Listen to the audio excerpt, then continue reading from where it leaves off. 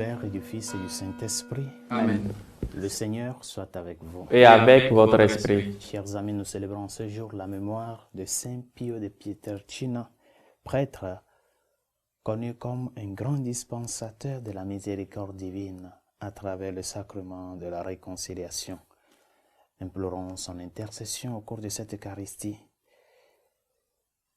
Et afin de nous préparer à célébrer ces saints mystères, nous allons dans un moment de silence, conscients de nos chutes, de nos péchés, de nos manquements, demander pardon au Seigneur. Je confesse à Dieu Tout-Puissant. Je reconnais devant vous, frères et sœurs, que j'ai péché en pensée, en parole, par action et par omission. Oui, j'ai vraiment péché. C'est pourquoi je supplie la bienheureuse Vierge Marie, les anges et tous les saints, et vous aussi, frères et sœurs, de prier pour moi, le Seigneur notre Dieu.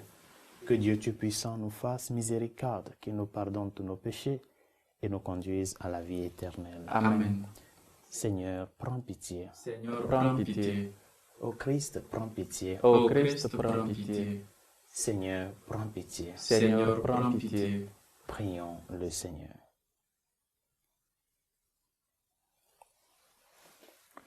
Dieu éternel et tout-puissant, par une grâce particulière, tu as donné au prêtre Saint Pio de participer à la croix de ton Fils, et dans son ministère, tu as renouvelé les merveilles de ta miséricorde.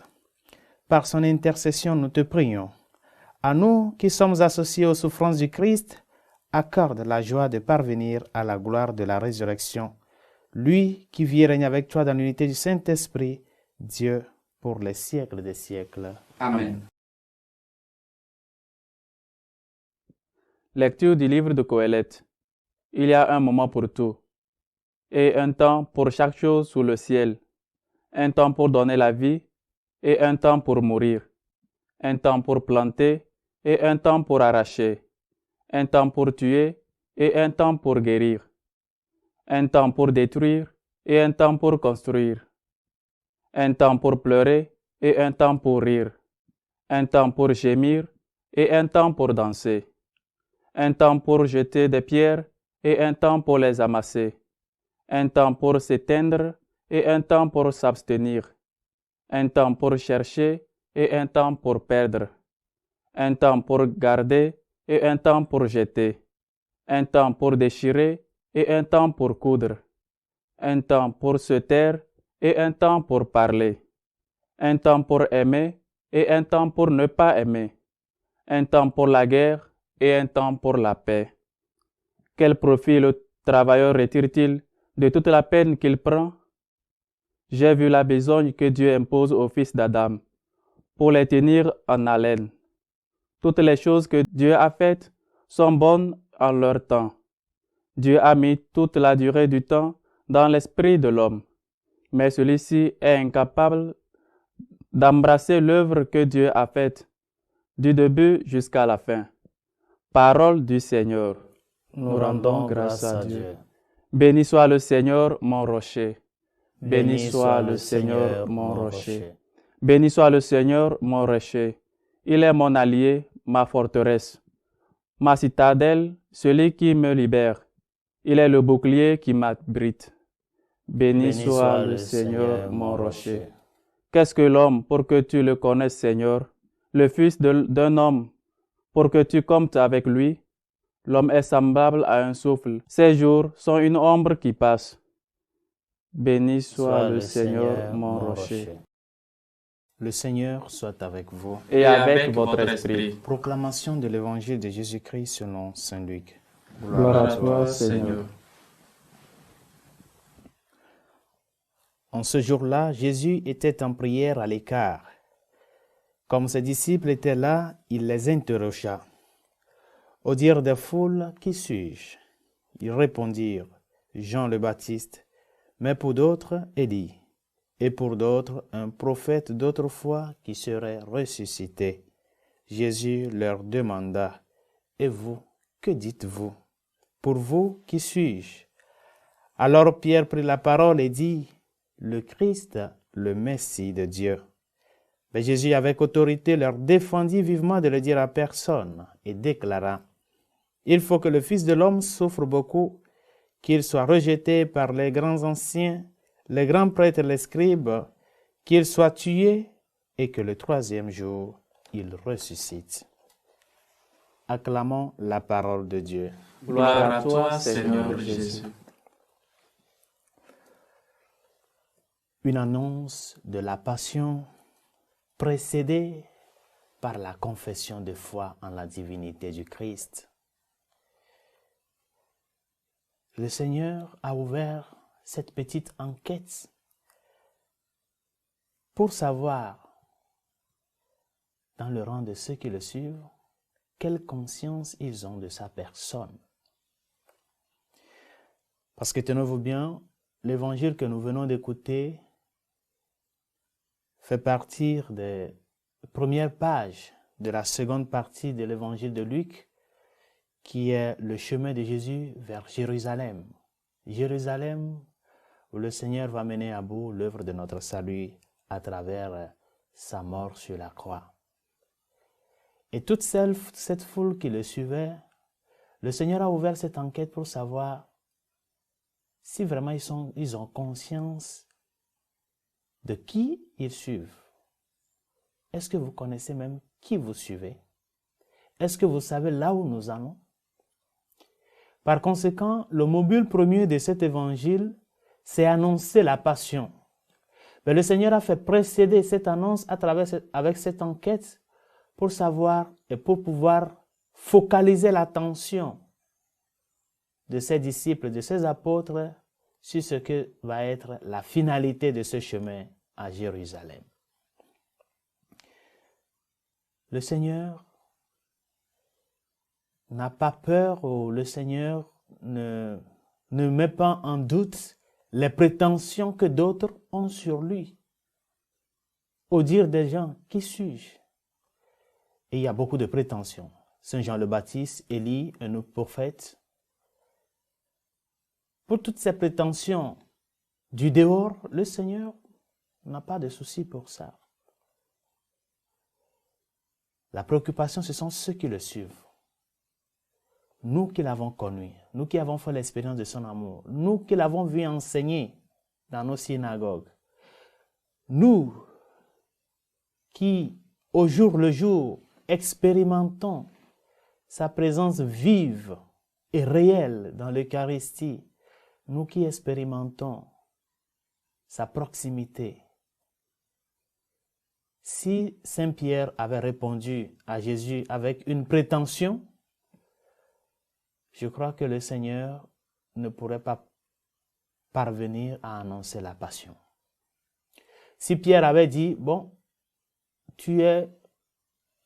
moi je crois que tu es Jean, parce qu'à travers ce que tu fais, bon, on voit qu'il y a une continuité. Si Pierre n'avait pas cette conviction sur la divinité du Christ, cela n'ouvrirait pas cette brèche pour que le Seigneur puisse annoncer sa passion.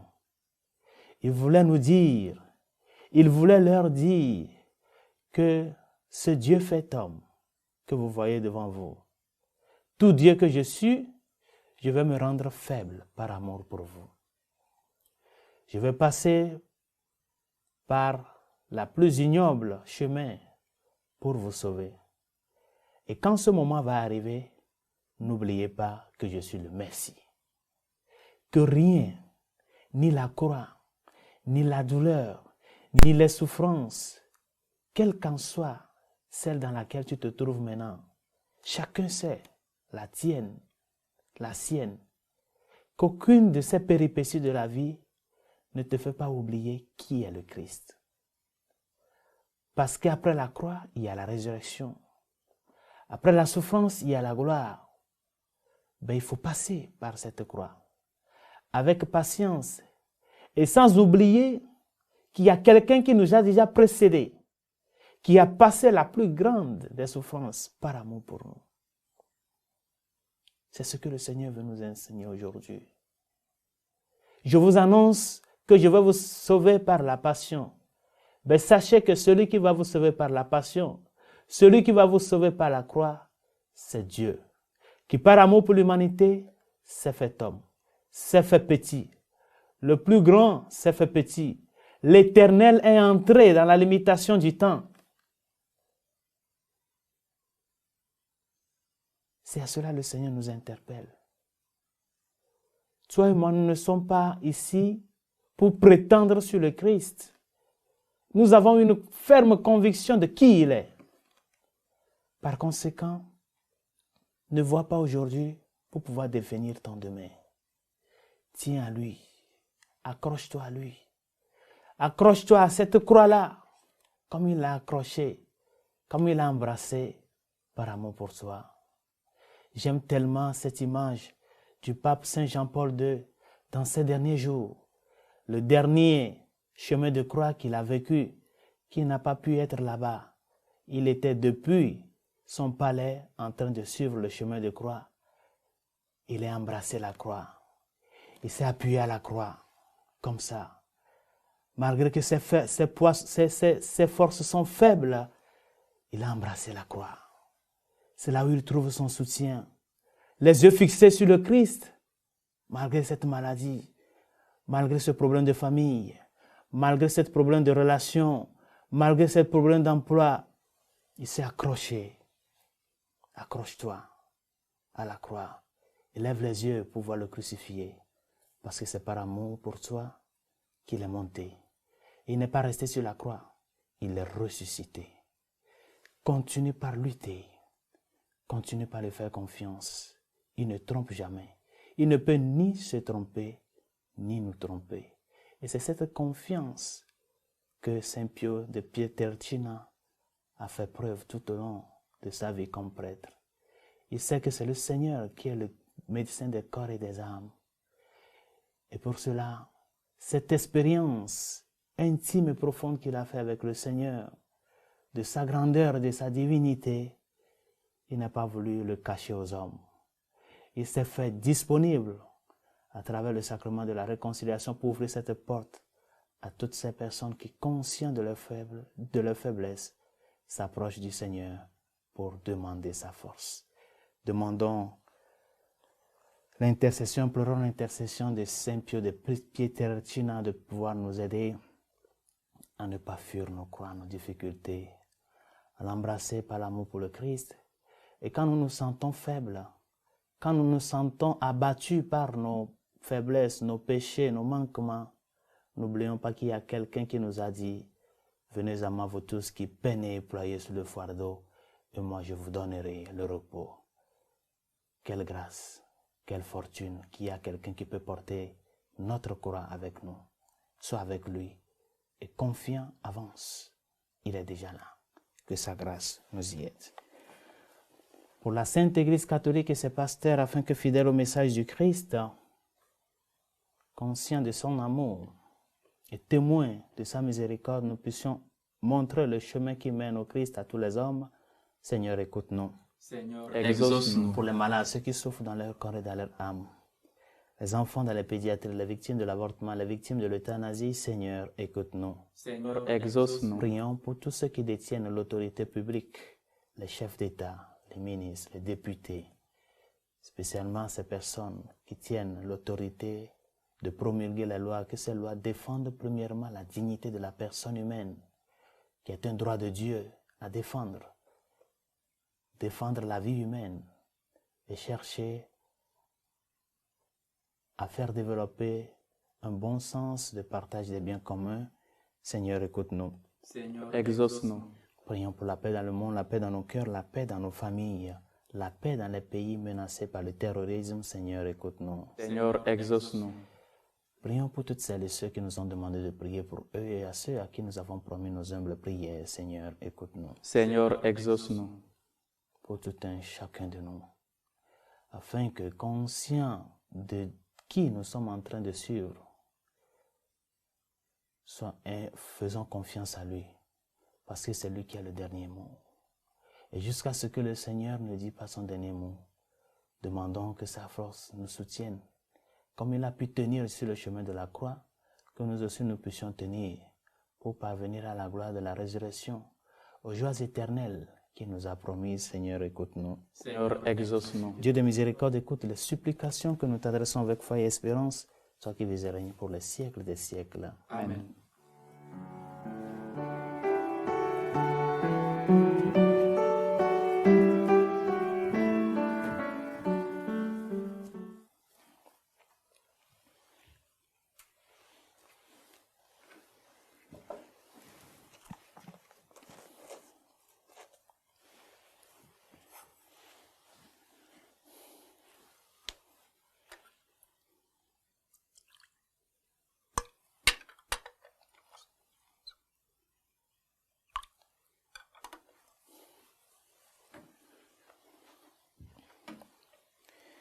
Tu es béni, Seigneur, Dieu de l'univers. Nous avons reçu de ta bonté le pain que nous te présentons. Fruit de la terre et du travail des hommes, il deviendra pour nous le pain de la vie. Béni soit Dieu maintenant et toujours.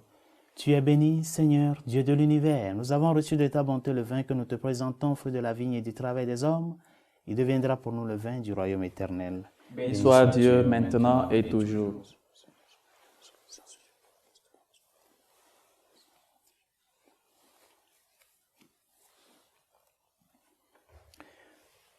Prions ensemble d'offrir le sacrifice de toute l'Église pour la gloire de Dieu, le salut du monde. Dieu de puissance et de majesté, nous te supplions humblement, puisque les dons offerts en l'honneur de Saint Pio attestent la gloire de ta puissance, qui nous procure le fruit de ton salut. Par le Christ, notre Seigneur. Amen. Le Seigneur soit avec vous. Et avec votre esprit. Élevons notre cœur. Nous tournons vers le Seigneur. Rendons grâce au Seigneur, notre Dieu. Cela est juste et bon. Vraiment, il est juste et bon pour ta gloire et notre salut de t'offrir notre action de grâce toujours et en tout lieu. Seigneur, Père très saint, Dieu éternel et tout-puissant, par le Christ notre Seigneur. Tu donnes à ton Église de se réjouir en la fête de Saint Pio. Par l'exemple qu'il a donné, tu nous encourages. Par son enseignement, tu nous éclaires. À sa prière, tu veilles sur nous. C'est pourquoi, avec la multitude des anges et des saints, nous chantons l'hymne de ta gloire et sans fin, nous proclamons. Saint, Saint, Saint, le Seigneur Dieu de l'univers, le ciel et la terre sont remplis de ta gloire. Hosanna au plus haut des cieux. Béni soit celui qui vient au nom du Seigneur. Hosanna au plus haut des cieux. Toi qui es vraiment saint, toi qui es la source de toute sainteté, Seigneur, nous te prions. Sanctifie ces offrandes en répandant sur elles ton esprit, qu'elles deviennent pour nous le corps et le sang de Jésus le Christ, notre Seigneur.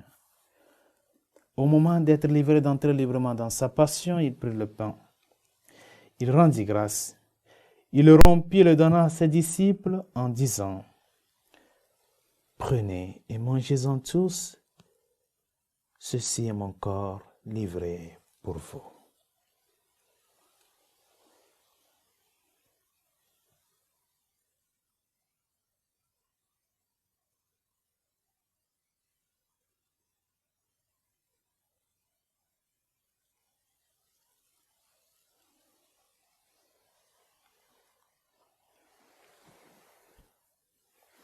De même, à la fin du repas, il prit la coupe. De nouveau, il rendit grâce et la donna à ses disciples en disant: Prenez et buvez-en tous, car ceci est la coupe de mon sang, le sang de l'alliance nouvelle et éternelle, qui sera versé pour vous et pour la multitude en rémission des péchés. Vous ferez cela en mémoire de moi.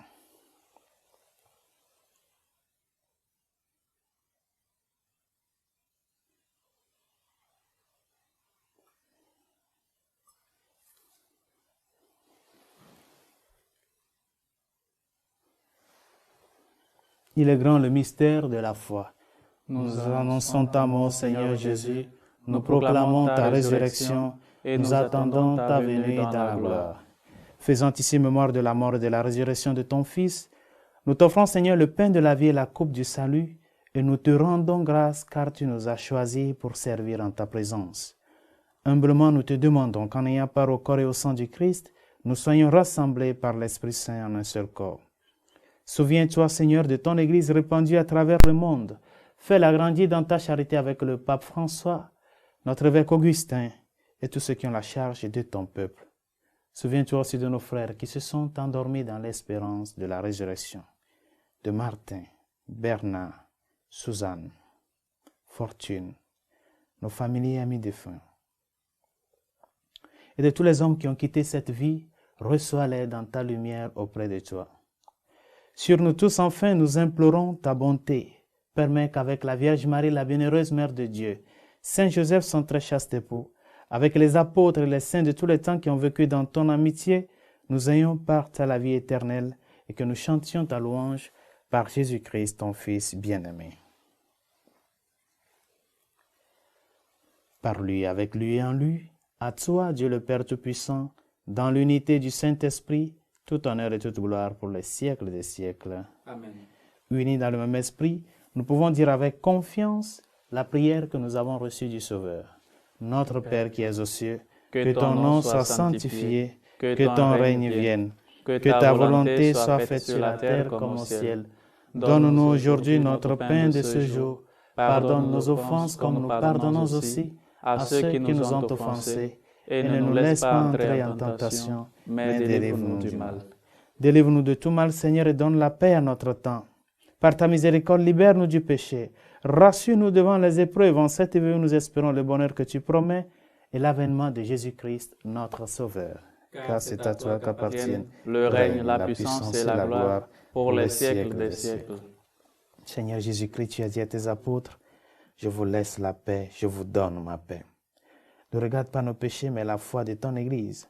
Pour que ta volonté s'accomplisse, donne-lui toujours cette paix et conduis-la vers l'unité parfaite, toi qui règnes pour les siècles des siècles. Amen. Que la paix du Seigneur soit toujours avec vous. Et avec votre esprit. Dans la charité du Christ, donnez-vous la paix.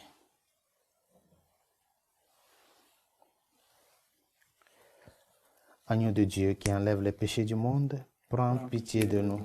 Agneau de Dieu qui enlève les péchés du monde, prends pitié de nous. Agneau de Dieu qui enlève les péchés du monde, donne-nous la paix.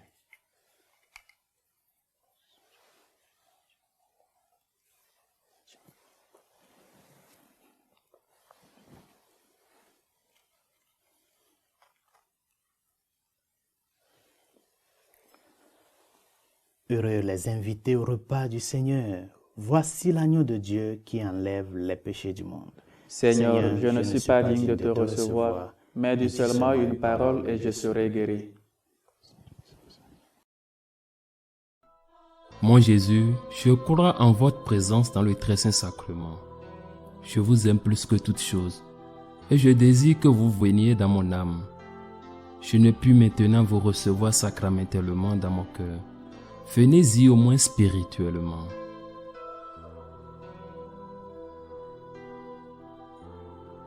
Je vous embrasse comme si vous étiez déjà venu et je m'unis à vous tout entier. Ne permettez pas que j'aie jamais le malheur de me séparer de vous. Amen.